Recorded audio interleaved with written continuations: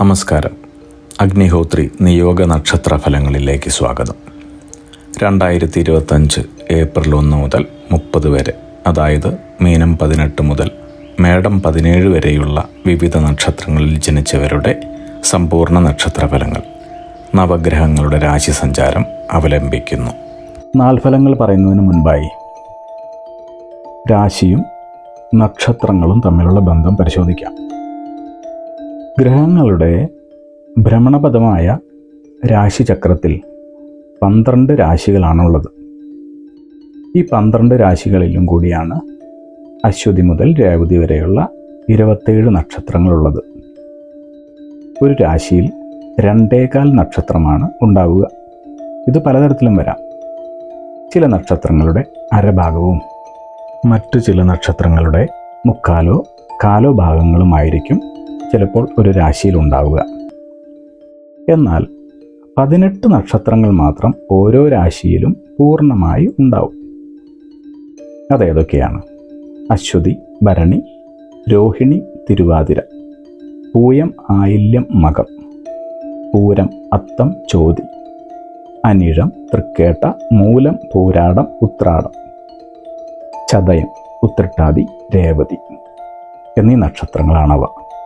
ഉദാഹരണം പറഞ്ഞാൽ, ആദ്യത്തെ രാശിയായ മേടരാശിയിൽ അശ്വതി, ഭരണി എന്നിവയും കാർത്തികയുടെ കാൽഭാഗവുമാണ് ഉള്ളത്. അതുപോലെ അവസാനത്തെ രാശിയായ മീനത്തിൽ പൂരൊരുട്ടാതി കാലും കൂടാതെ ഉത്രട്ടാതിയും രേവതിയുമാണുള്ളത്.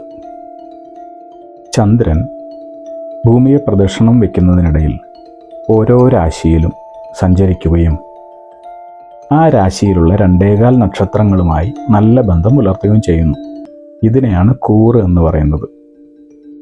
അങ്ങനെ 27 ദിവസങ്ങൾ കൊണ്ട് ചന്ദ്രൻ 12 രാശി പൂർത്തിയാക്കുന്നു. ഈ കാലയളവിനെയാണ് നക്ഷത്രമാസം എന്ന് പറയുന്നത്. ചുരുക്കി പറഞ്ഞാൽ, ചന്ദ്രൻ നിൽക്കുന്ന രാശിയെ ആണ് കൂറ് എന്ന് ജ്യോതിഷത്തിൽ പറഞ്ഞു വരുന്നത്. ഇപ്പോൾ നിങ്ങൾക്ക് മനസ്സിലായി കാണുമല്ലോ രാശി എന്താണ്, നക്ഷത്രങ്ങൾ എന്താണ്, രാശിയും ചന്ദ്രനും നക്ഷത്രങ്ങളും തമ്മിലുള്ള ബന്ധം എന്താണ്. ഇങ്ങനെ വളരെ വിശദമായി ഒരു സാധാരണക്കാരന് പോലും ജ്യോതിഷത്തിലെ കാര്യങ്ങൾ മനസ്സിലാക്കാനും തന്മൂലം അവനവൻ്റെ നാളുകളും കൂറുകളും രാശിയും മനസ്സിലാക്കി നമ്മുടെ ഭാവിയിൽ എന്താണ് നടക്കുക, എന്തൊക്കെ ചെയ്യാൻ പാടില്ല, എന്തൊക്കെ ചെയ്യാം, ഇതിനെക്കുറിച്ചൊക്കെ വളരെ വ്യക്തമായ ഒരു ധാരണ പുലർത്താൻ സാധിക്കും. ഇനി നമുക്ക് നക്ഷത്രഫലങ്ങളിലേക്ക് പോകാം. ആയില്യം നക്ഷത്രം വിവിധ മാർഗങ്ങളിലൂടെ തങ്ങൾക്ക് ധനം വന്നു ചേരുന്ന തരത്തിലുള്ള സവിശേഷമായ ഒരു പ്രത്യേകത ഈ മാസത്തിൽ കാണുന്നുണ്ട്. മറ്റുള്ളവരുമായുള്ള സംഭാഷണത്തിൽ വളരെയധികം ശ്രദ്ധ ചെലുത്തേണ്ട സമയമാണ്. ആരോഗ്യകരമായ ചില പ്രശ്നങ്ങൾ കാണുന്നുണ്ടെങ്കിലും ഈശ്വരാനുഗ്രഹത്തിലൂടെ അതിനെല്ലാം പരിഹാരം കാണുവാനും ഫലവത്തായ തരത്തിൽ ജീവിത നിലവാരം മെച്ചപ്പെടുത്താനും സാധിക്കുന്നതായിട്ടാണ് കാണുന്നത്. വാഹനങ്ങൾ ഉപയോഗിക്കുന്നത് അല്പം ശ്രദ്ധയോടെ വേണ്ടുന്ന സമയമാണ്. ചെറിയ തരത്തിലുള്ള ശാരീരിക ക്ഷതങ്ങൾക്കുള്ള സാധ്യത കാണുന്നുണ്ട്. അതുകൊണ്ട് തന്നെ കുറച്ച് ശ്രദ്ധ അനിവാര്യമാണ്. ഈ അവസരത്തിൽ മഹാവിഷ്ണു ക്ഷേത്രത്തിൽ ത്രിമധുരം കഴിപ്പിക്കുന്നതും ശിവന് കൂവളമാല ചാർത്തുന്നതും എല്ലാ തരത്തിലുള്ള തടസ്സങ്ങളെയെല്ലാം മാറ്റുവാനും സമാധാനവും സന്തോഷവും കൈവരിക്കുവാനും നിങ്ങളെ സഹായിക്കുന്നു. കൂടാതെ വാഹന സംബന്ധമായോ വസ്തു സംബന്ധമായോ പിഴ, നികുതി തുടങ്ങിയവ അകാരണമായി കൊടുക്കേണ്ടതായി കാണുന്നതിനാൽ ഒന്ന് ശ്രദ്ധിക്കുന്നത് നന്നായിരിക്കും. കുടുംബജീവിതം താരതമ്യേന സമാധാനപൂർണമായിട്ടാണ് മനസ്സിലാക്കാൻ സാധിക്കുന്നത്. അപ്രതീക്ഷിതമായ സാഹചര്യത്തിൽ ഒട്ടും പ്രതീക്ഷിക്കാത്ത വ്യക്തികൾ തങ്ങളെ സഹായിക്കുന്നതായി കാണുന്നുണ്ട്.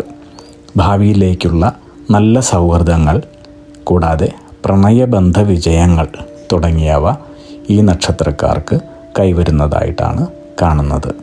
കലാകായിക മത്സരങ്ങളിൽ വിജയം, അംഗീകാരം തുടങ്ങിയവ നിങ്ങളെ തേടി വരുന്നു. നിലവിലുള്ള വാഹനത്തിൽ നിന്നും കുറച്ചുകൂടി വലിയ വാഹനം വാങ്ങുവാനുള്ള അവസരം കൂടി ഈ നക്ഷത്രക്കാർക്ക് ഈ മാസം കാണുന്നുണ്ട്. അഗ്നിഹോത്രി നിയോഗ പ്രവചനങ്ങളെക്കുറിച്ചും നിങ്ങളുടെ ജീവിത നിയോഗത്തെക്കുറിച്ചും അറിയുവാനായി ഞങ്ങളുടെ വെബ്സൈറ്റ് സന്ദർശിക്കൂ. യൂട്യൂബ് ചാനൽ കാണൂ, ലൈക്ക് ചെയ്യൂ, ഷെയർ ചെയ്യൂ, കമൻറ്റ് ചെയ്യൂ, സബ്സ്ക്രൈബ് ചെയ്യൂ. അഗ്നിഹോത്രി നിയോഗ പ്രവചനങ്ങൾ മനുഷ്യ നന്മയ്ക്ക്.